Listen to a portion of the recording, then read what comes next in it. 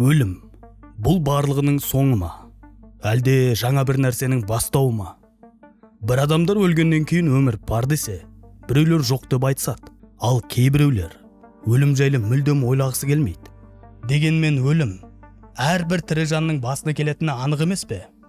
Әлде жоқ па? Бірақ бір нәрсе анық. Адамзаттың санасы қалыптаса бастағаннан бері өлім феноменін адамдар көптеген мифтермен, салт-дәстүрлермен және оқиғалармен қоршады.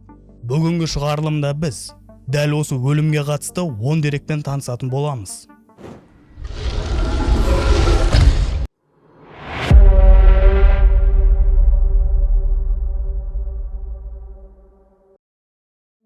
Өлім адам үшін ең үлкен жұмбақ. Шамасы адамның ең үлкен қорқынышы ол өлімнен кейінгі бос кеңістік. Яғни біз жан тапсырған соң ештеңе күтіп тұрған жоқ деген қорқыныш. Айтпақшы, өлімнен қорқу танатофобия деп аталады. Сондықтан көптеген адамдар бос кеңістіктен басқа нәрсенің бар екеніне сенуді қалайды. Өйткені өлімнен кейін ештеңе болмаса, өмірдің өзі мағынасыз болуы мүмкін. Адамзат ежелден бастап бос кеңістік қорқынышынан құтылу үшін өлгеннен кейінгі өмір туралы мифтер мен сенімдерді қалыптастырып келеді. Осылайша наным сенімдер туындап, жанның саяхаты физикалық өлімнен соң тоқтамайды деген үміт пайда болады. Біз әлемдік діндердің өлімнен кейінгі өмір туралы идеяларын білеміз. Бірінші кезекте сол идеяларды кішкене еске түсірсек.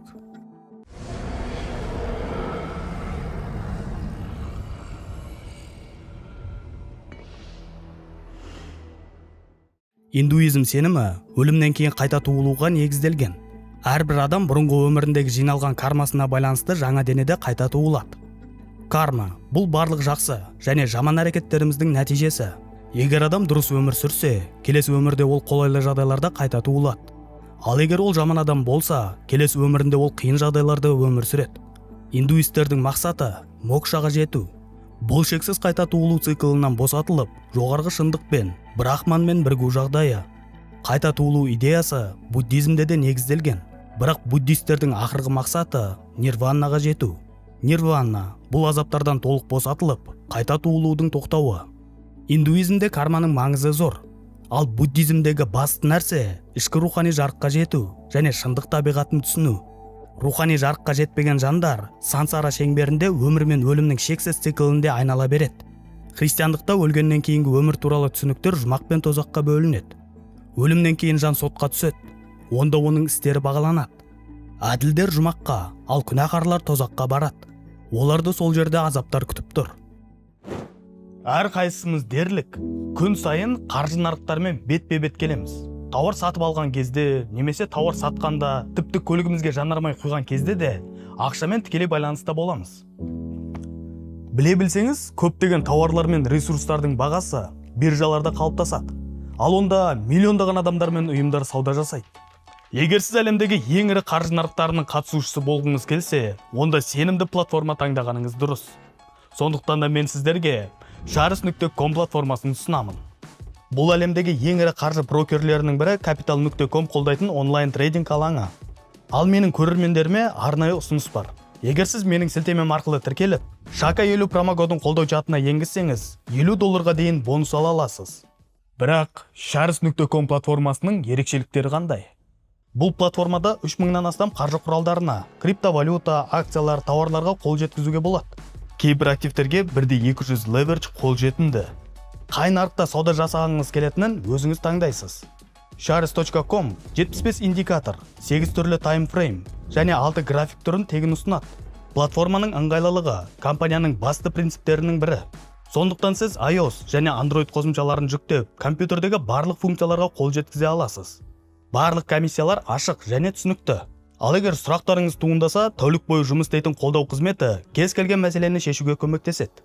Shares.com'ның ішкі деректеріне сәйкес, 2025 жылы барлық төлемдердің 98%-ы 24 сағат ішінде өңделген. Егер сіз жақында бастаған болсаңыз, онда нағыз шот секілді толық функционалды тегін демо аккаунтты сынап көріңіз. Дайынсыз ба? Ендеше төмендегі сілтеме арқылы тіркеліп, Шака 50 промокодын қолданып, $50 дейін бонус алыңыз. Сауда әлеміндегі саяхатыңыз сәтті болсын. Мормондар бұл секта өкілдері. Олар адам өлгеннен кейін оның жаны Құдайдың деңгейіне дейін жетіп, Құдаймен теңесіп, онымен бірге жаңа әлемдерді жаратуға қатыса алады деп сенеді. Яғни адам тіршілік иелеріне толы өзінің жеке планетасын жасап, солардың құдайы бола алады. Алайда мормондықтардың діні бойынша мұндай деңгейге ең әділ адам ғана жете алады. Қысқаша айтқанда, барлық әлемдік діндердің басты мағынасы мынада: адамның қалай өмір сүргені оның өлімнен кейінгі жағдайына әсер етеді. Бірақ кейбір қызықты сенімдерде болған. Олар бойынша жан өлімнен кейін тазарту мүмкіндігіне ие болып, бірден тыныш мекенге бара алады. Мысалы, майяларда о дүниелік әлем Шибальба деп аталады. Бұл лабиринттері, тұзақтары және сынақтары бар жер асты патшалығы. Оның атауы қорқыныш мекені немесе азаптар мекені деп аударылады. Шибальба шынымен де қорқынышты жер. Аңыз бойынша Шибальбаны қайтыс болғандардың жандарын азаптап, жазалауды көздейтін қорқынышты құдайлар басқарады. Шибальбаға түскен жандардың басты мақсаты барлық кедергілерден өтіп, ата-бабаларының әлеміне жетіп және тыныштық табу. Мысалы, сынақтардың бірінде олар қан мен шаяндарға толы өзендерден өтуге мәжбүр. Жапон мифологиясында да жанға өлімнен кейін тірілер мен өлілер әлемін бөліп тұрған отты өзеннен өту сынағы беріледі. Егер адам өмірде зұлым болған болса, өзеннен өту өте қиын сынаққа айналады. Бұл жанның арғы, тынығатын жеріне бармас бұрын оны тазартып алатын бір сынақ іспеттес. Кельттерде өлімнен кейінгі өмірдің ең жарқын бейнесі болған. Олар Аннун деп аталатын мәңгілік көктем аралына сенеді. Бұл аралда жандар тыныштықпен үйлесімде өмір сүреді. Олардың сенімі бойынша Аннунға біздің әлемде орналасқан арнайы порталдар арқылы жетуге болады. Өлгеннен кейін адамның әруағы тірілер әлемімен қандай да бір жолмен байланысқа шығуына сену ежелден келе жатқан наным. Әсіресе осындай оқиғалар қайтыс болған адамның алғашқы күндерінде жиі айтылады. Көптеген адамдар қайтыс болған адамның жанын сезетінін, оны түсінде көретінін және үйде біртүрлі құбылыстарды байқайтынын айтады. Тіпті жақынының өлімін алдын ала түсінде көрген адамдар да бар. Оянғанда олар бұл адамның шынымен де қайтыс болғанын естиді. Мұндай жағдайлар жанның тыныштық таппағанын немесе туыстарымен қоштасуға тырысатынын көрсететіндей. Өлгеннен кейінгі жандарға қатысты құпиялы құбылыстар туралы ғалымдар арасында да көптеген пікірталастар бар. Мысалы, 20 ғасырдың басында америкалық дәрігер Дункан Макдугал жанның бар екенін ғылыми тұрғыдан дәлелдеуге тырысты. Ол науқастардың өлімге дейін және өлімнен кейін салмағын өлшейді.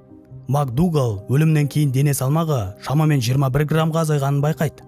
Ол бұл салмақты жанның салмағы деп жарияға жар салады. Бірақ уақыт өте ғылыми қауымдастық бұл тәжірибелерді тас-талқан етіп жоққа шығарады.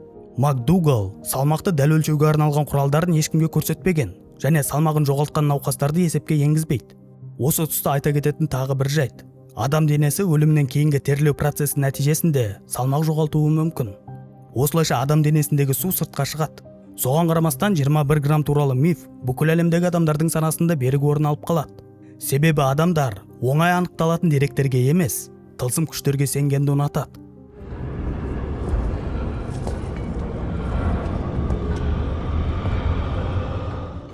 Тағы бір жұмбақ тақырып: мүшелерін ауыстырғаннан кейінгі адамдарда болатын таңғажайып өзгерістер. Кейбір жағдайларда мұндай отадан өткен адамдардың тағамдарға деген талғамы өзгеріп, жаңа қорқыныштар пайда болады. Немесе өмірлерінде ешқашан бастан кешпеген естеліктерді еске түсіре бастайды. Мысалы, донордың жүрегін алған адам кенеттен донор ұнатқан тағамдарды жақсы көре бастайды. Немесе бұрын мүлдем қызықпаған хоббиге қызығушылық танытады. Бұл феномен клеткалық жады деп аталады және адамның жаны немесе санасының бір бөлігі органдар арқылы берілуі мүмкін деген гипотезаларды туындатады. Бірақ ғылыми қауымдастық бұл құбылысты психологиялық тұрғыдан түсіндіреді. Адам енді оның кеудесінде басқа біреудің жүрегі бар екенін түсінеді. Ол туралы жиі ойлайды. Бұл оның мінез құлқына және сезімдеріне әсер етеді. Әсіресе жүрек ауыстыру секілді күрделі отадан кейін психологиялық өзгерістер болуы мүмкін. Тағы бір таңғажайып құбылыс – Лазар синдромы. Бұл өте сирек кездесетін феномен. Адам дәрігерлер өлімді тіркегеннен кейін бірнеше минут немесе тіпті сағаттар өткен соң қайта тіріледі. Мұндай жағдайлар медицина үшін әлі де жұмбақ болып қала беруде және адамның жаны немесе энергиясы денеде біраз уақыт сақталуы мүмкін деген сенімді күшейтеді. Дегенмен бір теория мұны түсіндіреді. Реанимация кезінде оттегінің деңгейі өте төмендеп, денеге жасалған манипуляциялар тоқтағаннан кейін организм қайта іске қосылып, қан айналымы қалпына келеді. Ал клиникалық өлімді бастан кешкен адамдардың әңгімелері одан да таңғаларлық. Клиникалық өлім дегеніміз жүрек соғуы мен тыныс алу тоқтап, бірақ ми әлі де белсенді болып тұрған жағдай. Мұндай жағдайда бастан кешкендердің көбі келесіде жайттарды сипаттайды. Бірінші, тыныштық сезімі. Сосын туннель соңындағы белгісіз жарық. Сондай-ақ өмірден озған жақындармен кездескен және тіпті өз денелерін сырттан бақылаған адамдар да бар. Бір қызығы, бұл көріністер мәдени немесе діни көзқарастарға байланысты әртүрлі болады. Христиандар періштелер мен жәннатты көрсе, индуистер өздері табынатын діни тұлғаларды көреді. Ғалымдар бұл құбылыстарды физиология тұрғысынан түсіндіреді. Бір гипотезаға сәйкес, өлімнен бірнеше секунд бұрын ми үлкен мөлшерде диметилтрипетамин сияқты психоделиктерді бөліп, санада жарқын көріністер тудырады. Бұл туннельдің соңындағы жарықты және тыныштық сезімін түсіндіруі мүмкін. 1970 жылдары ақш әуе күштерінің зерттеулері осы гипотезаны кездейсоқ растайды. Осы кездегі зерттеудің негізгі мақсаты ұшқыштардың шыдамдылығын анықтау болатын. Зерттеу кезінде ұшқыштардың қаны аяққа қарай ағылуы үшін айналдырып, миға оттегінің жетіспеушілігін тудырады. Ұшқыштар есінен танып, кейін жарқын жарықпен денесінен жаны шығып жатқанын сезінгенін айтып берген. Бұл клиникалық өлімді бастан кешкен адамдардың тәжірибесіне ұқсайды. Бірақ бір айырмашылығы, ұшқыштар қайтыс болған жақындарын немесе мистикалық тұлғаларды көрмеген. Өйткені олар өлмейтіндерін анық білген. Кейбір адамдар о дүние туралы білгісі келгені соншалықты, олар барлығын құрбан етуге дайын. Тіпті өз өмірлерінде. Осындай оқиға 20 ғасырдың басында орын алды. Дәл осы кезеңдерде батыста спиритизм, яғни о дүниелік адамдардың рухтарымен байланысу мүмкін деген ұғым кең таралып жатты. Томас Брэдфорд есімді адам да о дүниемен байланысу идеясымен әуестенген болатын. Айта кету керек, бұл тәжірибені қайталау қатаң түрде тыйым салынады. Томас арғы дүние бар екенін дәлелдеу үшін өзіне қол жұмсауға шешім қабылдап, сосын рух ретінде тірі адамдармен байланысуға тырыспақшы болады. Брэдфордтың жоспары бойынша, егер о дүние шын мәнінде бар болса, ол қайтыс болғаннан кейін рух ретінде қайта келіп, дәлелдер бере алатын еді. Алайда бұл жоспарын жүзеге асыру үшін оған әріптес қажет. Яғни оның сол жақтан жіберген хабарын күтетін адам. Ол газетке осындай экспериментке серіктес іздеп жатқаны туралы хабарландыру береді. Бұл хабарландыруға Рут Даррен есімді әйел жауап жазады. Ол медиум болмаған және экстрасенсорлық қабілеттерге сенбеген. Бірақ арғы дүниеге қызығушылық білдіргендіктен қатысуға келіседі және рухпен байланысуға тырысуға уәде береді. Осылайша Брэдфорд тәжірибе жасамақ екендігі жайлы хат қалдырып, өзіне қол жұмсайды. Брэдфорд қайтыс болғаннан бір апта өткен соң, Даррен оның рухымен байланысу сеанстарын өткізе бастайды. Ол бөлмеде біреудің барын сезінетінін айтады, және бұл оның серіктесінің рухы болуы мүмкін деп ойлайды. Дарреннің бұл мәлімдемелерінен кейін оған басқа медиумдар қосылады. Олар бірігіп, Брэдфордтың рухымен байланысуға тырысты. Даррен бір топ экстрасенстермен қараңғыда отырып, рухтың айтқандарын жазып алуды тапсырады. Дарреннің айтуынша, Брэдфордтың рухы оның санасында дауысымен сөйлеп, хабарлама қалдырған. Брэдфордтың рухы оған: "Мен ояндым, және алдымен ештеңе өзгермегенін түсіндім. Барлығы басқаша болады деп күткен едім. Адамдық пішімдерім сақталып қалған. Жалпы алғанда мен әлі алыста емеспін. Алайда қараңғыдамын. Мұнда өмірдегі сияқты жауапкершілік көп емес. Бұл жерде бақыт пен қуаныш сезіледі", деп хабарлама жібергенін айтты. Енді бұл хабарламаның рас өтірігін шешу сіздің өз еркіңізде. Бірақ Дарреннің мәлімдемесі сол уақыттағы басқа медиумдардың хабарламасына өте ұқсас болды. Сондықтан Даррен жай ғана қалжыңдаған болуы мүмкін, немесе шынымен де рөлге кіріп кетіп сене бастаған сияқты. Айтпақшы, 1920 жылдары атақты иллюзионист Гарри Гудини қайтыс болады. Ол да Томас секілді келісімді әйелмен жасаған болатын. Әйелі күйеуінің рухымен байланысуға тырысуға уәде берген. Бірақ 10 жыл бойы спиритикалық сеанстар өткізгенімен ешқандай жауап ала алмаған. Оңтүстік Кореяда тірі жерлеу деп аталатын ерекше рәсім бар. Бұл ритуалда адамдар өлімді басынан өткізіп, содан кейін қайта тіріледі. Бұл олардың өлім алдындағы қорқынышынан арылуға көмектеседі.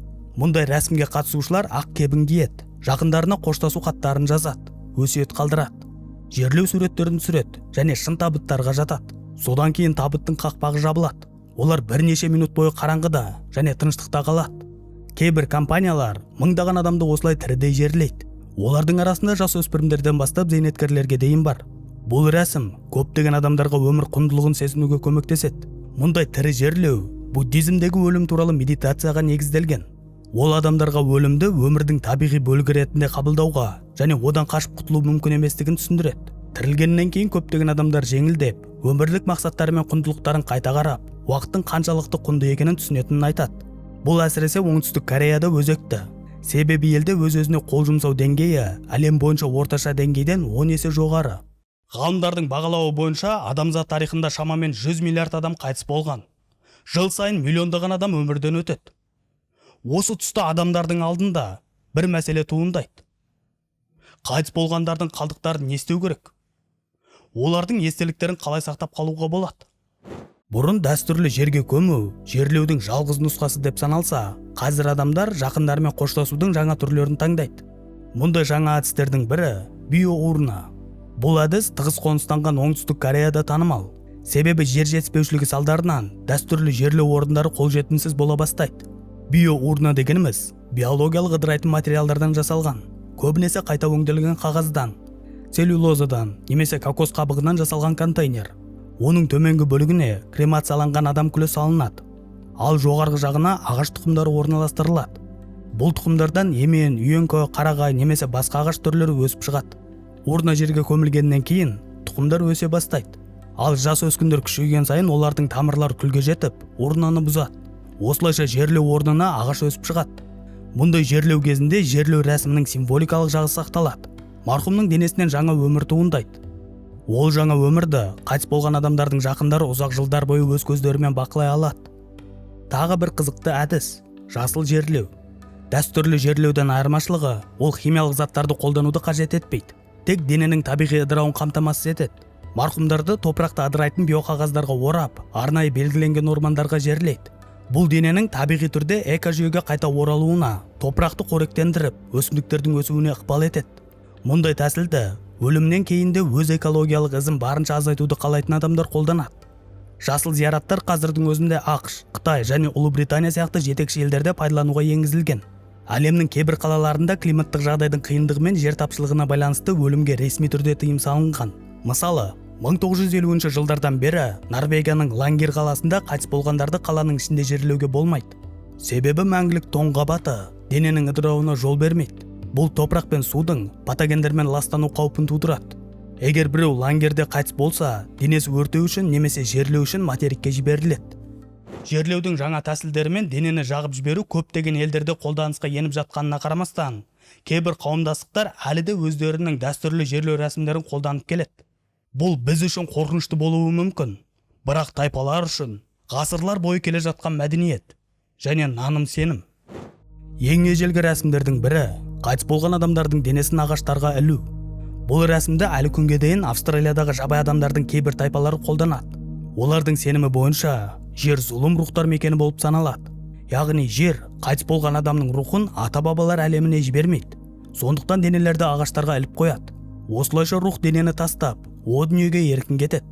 Бұл рәсім сонымен қатар дененің табиғатқа қайта оралуын, оның ашық аспан астында ыдырап, экожүйенің бөлігіне айналуын білдіреді.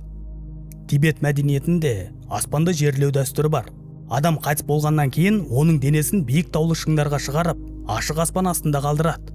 Сол жерде денені тас қазылар жеп қояды. Тибет халқы үшін бұл рәсім мейірімділік пен рухани тереңдіктің көрінісі болып саналады. Олардың сенімі бойынша дене табиғатқа беріліп, жан жер бетін тезірек тастап, келесі өмірге өтеді. Негізі Тибеттің қатал климаттық жағдайларына байланысты жер мұз бен тастардың астында қалғандықтан, бұл әдіс практикалық және экологиялық тұрғыдан да тиімді болып табылады. Тағы бір ерекше рәсімді Филиппиндегі Тараджа тайпасында көруге болады. Бұл жерде әр бірінші жыл сайын Мане деп аталатын рәсім өткізіледі. Осы мереке кезінде отбасылар өздерінің ата-бабаларының мумияларын қабірлерінен шығарып, оларды тазалап, жаңа киімдер кигізеді. Содан кейін мумиялармен бірге ауылды аралайды. Олармен суретке түседі және бірге уақыт өткізеді. Жергілікті тұрғындар үшін бұл қорқынышты рәсім емес, қайтыс болған ата-бабаларына деген құрмет пен сүйіспеншіліктің көрінісі. Осылайша олар өлім ұрпақтар арасындағы байланысты үзбейтінін көрсетеді. Айтпақшы, Англиядағы Виктория дәуірі де әлемге ерекше дәстүрді сыйлаған. Қайтыс болған туыстарымен бірге суретке түсу. 19 ғасырда фотография енді ғана кең танымал бола бастаған кезде суретке түсу қымбат әрі қиын болатын. Сондықтан көптеген отбасылар туыстары тірі кезінде олармен бірге суретке түсе алмады. Сосын туысы қайтыс болғаннан кейін оның бейнесін мәңгілікке сақтап қалу үшін фотоға тапсырыс беретін. Кейде қайтыс болғандарды тірі сияқты көріну үшін табиғи қалыпта тұрғызып суретке түсіретін. Ал кейде туыстар олардың қолдарынан ұстап немесе жанында отырып суретке түсетін. Біз үшін бұл дәстүр қорқынышты болып көрінеді, бірақ Виктория дәуірінде бұл қалыпты жағдай еді. Өлімге қатысты дәстүрлер Азияда да жетеді. Олар өздерінің бір түрлілігімен бірде таң қалдырса, бірде шошытады. Мысалы мына фотоға қараңыз. Бұл сокосимбутсу деп аталады, яғни өзін-өзі мумиялау тәжірибесі. Бұл дәстүрді Жапониядағы буддистік Синго мектебінің монахтары ұстанған. Бұл монахтар ұлы тазартуға жетуге тырысқан. Тірідей мумиялану процесі өте күрделі және бірнеше жылға созылады. Кем дегенде 3 жылдық дайындық керек. Бірінші кезеңде монах диетаға отырады. Ол диета тек арнайы жаңғақтардан, тұқымдардан және ағаш қабықтарынан тұрады. Бұл қатал диетаны біраз ұстанған соң монах уруси атты улы шайды ішеді. Осы табиғи шай арнайы ағаштың шырынынан жасалып, паразиттерден арылуға көмектеседі. Әрі дененің өлгеннен кейін ұзақ сақталуына ықпал етеді. Денесін тазартқан соң монахтар тәжірибенің соңғы кезеңіне өтеді. Өзін толыққанды құрбан ету. Өмірлік ләззаттардан, судан және тамақтан бас тартып, өздерін құрбан етеді. Ол үшін монах арнайы дайындалған қабірге немесе үңгірге барып, лотос позасына отырып, медитацияға кіріседі. Сол жерде ол өлгенге дейін медитация жасайды. Мұндай монахтар күн өткен сайын арнайы қоңырауды соғып, тірі екендерін білдіріп отырады. Қоңыраудың сылдыры тоқтаған кезде қабірді мөрлеп, бірнеше жылға қалдырады. Сосын біршама уақыт өткен соң дененің сақталған-сақталмағанын тексереді. Сенімдеріне сәйкес, осы жолдан өткен монах абсолютті түрде тазарып, әулие секілді болып, сенушілерге қорғаушы және рухани жетекші болады. Дегенмен бұл процестің сәтті өтуі өте сирек кездеседі. 10 ғасырдан бастап 20 ғасырдың басына дейін тек 17 монах бұл жолды өз бетінше аяқтай алған. Көптеген монахтар өліп, денелері шіріп кетеді. Ал денелері сақталған монахтар рухани күштің символы болып, ғибадатханаларда табынатын нысанға айналады. 19 ғасырдың соңында бұл тәжірибе ресми түрде тыйым салынды. Ал соңғы мумиялау дәл осы кезеңде болған. Мұндай мумиялану жағдайлары Жапониядан тыс жерлерде де кездеседі. Мысалы, Ресейдегі буддист ламасы Итигеловтың денесі әлі күнге дейін талқылануда. Лама 1927 жылы лотос позасында қайтыс болып, оның өсиеті бойынша қабір қайта ашылғанда оның денесі айтарлықтай сақталғаны байқалды. Бүгінгі күні оның денесі Буратиядағы ғибадатханада сақталып, көптеген сенушілер үшін рухани күштің символы болып табылады. Олардың сенімі бойынша Итигелов ең жоғарғы медитация күйіне жетіп, денесі ондаған жылдар бойы тірі күйінде қалған. Ғалымдар бұл құбылысқа скептикалық көзқараспен қарайды. Өзін-өзін мумиялау биологиялық тұрғыдан былай түсіндіріледі. Қатаң диетамен дененің құрғақ ортада сақталуы дененің ыдырауын баяулатуы мүмкін. Итигеловтың денесінің сақталуына Буратияның құрғақ климаты және денені жан тапсырғаннан кейін тұз арасында сақтауы себеп болуы мүмкін. Сонымен қатар буддист монахтар мумияға кез келген ғылыми зерттеулер жүргізуге тыйым салады. Бұл олардың өзін-өзі мумиялау дәстүрінде ешқандай кереметтің жоқтығын өздері де білетінін көрсетеді. Біз өлім туралы ойланғанда қарттық, ауру немесе бақытсыз оқиғаларды елестетеміз. Алайда кейде адамның өлімі әлде қайда көрінбейтін, тіпті әдеттен тыс себептерден болуы мүмкін. Кейбір жағдайларда өлім қатты эмоциялардың әсерінен, мысалы қуаныш немесе қорқыныштан туындайды. Бұл құбылыс жүрек жарылу синдромы деп аталады. Бұл синдром эмоционалды қозудың күшеюі кезінде қанға адреналиннің кенеттен көп мөлшерде бөліну нәтижесінде пайда болады. Көп мөлшердегі адреналин жүректі жылдам жұмыс істеуге мәжбүрлеп, оның қызметін бұзып, жүрек талмасын тудыруы мүмкін. Бұл жағдай сирек кездеседі, бірақ ол өлімге әкелуі мүмкін. Әсіресе жүрек аурулары бар адамдарда. Мысалы, қатты қуаныштан болған өлімдер тіркелген кездер болған. Лотереядан үлкен сумма ұтқанын естіген немесе ұзақ уақыт сағынып көрмеген туысқанын көрген адам осындай жағдайды бастан кешіріп, бұл қуанышты жүрегі көтере алмай қалуы мүмкін. Сол сияқты негативті эмоциялар да адам өміріне қауіп төндіреді. Мысалы, кенеттен иттің шабуылына ұшыраған немесе қатты қорыққан кезде жүрек тоқтаған оқиғалар белгілі. Осындай жүрек жарылу көбінесе экстремалды және ерекше жағдайларда болады. Алайда күнделікті қарапайым өмірде де адамның өмірі қыл үстінде тұратынын кім білген. Жапонияда кароси деп аталатын термин бар. Бұл артық жұмыс істеуден өлім дегенді білдіреді. Бұл құбылыс соңғы 10 жылдықтарда Жапонияда жұмыс бастылық мәдениетінің күшеюімен айқын көріне бастады. Ірі фирмалардағы жұмысшылар күніне 12-16 сағат демалыссыз жұмыс істейді. Бұл физикалық және эмоционалдық шаршауға алып келеді. Нәтижесінде мұндай жұмысшыларда инфаркт, инсульт және басқа да аурулардың қаупі күрт артады. Кароси соншалықты кең тараған құбылысқа айналғандықтан, Жапонияда артық жұмыс істеп қайтыс болғандардың отбасыларына қолдау көрсету үшін арнайы қызметтер құрылды және жұмыс уақытын шектеу туралы заңдар қабылдана бастады. Өлім жетімге тек адамдар ғана емес, жануарлар да қайғыра біледі. Кейбір жануарлар түрлері өлген туыстарымен қоштасу рәсімдерін жасайды. Кейбіреулері тіпті жоғалтуды сезініп, қайғы қасірет білдіретіндей эмоциялық реакцияларды көрсетеді. Бізде жануарлардың өлімді адамдар сияқты түсінетіні туралы дәлелдер болмаса да, оларды белгілі бір дәрежеде туыстарының өліміне қайғырады деп есептеуге болады. Мысал ретінде пілдерді қарастырайық. Зерттеулер көрсеткендей, пілдер туыстарының өлгенін байқап қана қоймай, қайғырып, реакция көрсете алады. Піл қайтыс болған кезде басқа пілдер оның денесіне жақындап, оған тұмсығымен ақырын тиіп, тіпті оны оятуға тырысатындай болып көрінеді. Көбінесе олар өлген пілдің қасында бірнеше сағат, тіпті бірнеше күн бойы қалып, ыңырсыған дауыстар шығарады. Сонымен қатар пілдер өлген туыстарының қайтыс болған жеріне қайта оралып, оның қалдықтарын қарап шығуымен де белгілі. Олар өлген туыстарының сүйектерін көтеріп, тексеріп, бір жерден екінші жерге жылжытып, кейде жапырақтармен немесе бұтақтармен жабады.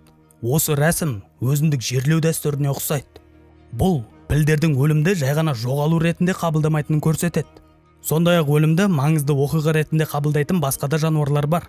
Мысалы, жануарлар әлеміндегі ең ақылды түрлердің бірі қарғалар мен қарға тұқымдас құстар қайтыс болған құсты тапқан кезде, олар қатты қарқылдап, дененің айналасында жиналады. Ғалымдар бұл әрекет тек қайғының белгісі емес, сонымен қатар басқа құстар үшін маңызды үйрену сәті деп санайды. Қарғалар туыстары қайтыс болған жерлерді есінде сақтап, осы жерлерді болашақта айналып өтуге тырысады. Бұл қауіп-қатерді түсіну мен қайғылы жағдайдың қайталануынан сақтану әрекетін көрсетуі мүмкін. Сондай-ақ қарғалар қайтыс болған құстардың денесін зерттеуге біраз уақыт жұмсайды. Оның қауырсындарын көтеріп, аяқтарымен тиіп көріп, өлімнің себебін түсінуге және осы тәжірибені өздерінің тобына жеткізуге тырысатындай әрекет етеді. Дельфиндер де қайтыс болған туыстарын жоқтап, мұңды белгілерін көрсетеді. Олар сағаттар бойы қайтыс болған дельфиннің денесінің жанында жүзіп, тұмсығымен оны итеріп, тірілтуге тырысқандай әрекеттер жасайды. Кейбір жағдайларда аналық дельфиндер өздерінің қайтыс болған төлдерін бірнеше күн бойы арқасында тасып, онымен қоштасқысы келмейтінін көрсетеді. Мүмкін осылайша дельфиндер өлімді түсінуге және оны қабылдауға тырысып, қайтыс болған жанмен эмоционалдық байланысты сезінетін шығар. Бүгінгі шығарылымның жалпы көп бөлігі сана және рух туралы болды. Енді заманауи технологияларға өтсек. Соңғы кездері жасанды интеллекттің дамуы мен цифрлық мәңгілік өмір мүмкіндігі теория жүзінде нақты шындыққа айналып келеді. Осылайша адам баласы өлімнен соң да өзінің белгілі бір бөлігін сақтап қала алады. Осылайша арнайы жасалған жасанды интеллект белгілі бір адамның тірі кезінде қолданған бағдарламаларынан қалай сөйлейтінін, ойлайтынын белгілі бір дәрежеде болсын қайталай алып, қайтыс болған адамдардың жақындарымен сөйлесе алады. Ол бір рет жай ғана сөйлесіп қана қоймай, күнде хабарлама жазып, сол адам секілді кеңес те бере алады. Иә, қазіргі таңда осындай бағдарламалар да бар. Ол жерде сен қайтыс болған адаммен сөйлесіп жатсың ба, жоқ әлде жасанды интеллектпен сөйлесіп жатсың ба, кейде шатастырып алуың да мүмкін. Ал сіздің ойыңыз қандай? Қайтыс болған жақындарыңыздың цифрлық көшірмелерінің болғанын қалайсыз ба? Ал енді осы шығарылымдағы басты сұрақ. Сіз өлімнен кейін өмірдің бар екеніне сенесіз бе? Пікірде өз ойыңызды жаза кетіңіз. Ал осымен бүгінгі шығарылым соңына жетті. Дәл осы шығарылым секілді бір күні біздің өмірімізде соңына жетеді. Сондықтан да өздеріңіздің жақындарыңызға жақсы мінездеріңізді көрсетіп, жылы сөздер айтуға тырысыңыздар. Келесі кездескенше қош сау болыңыздар.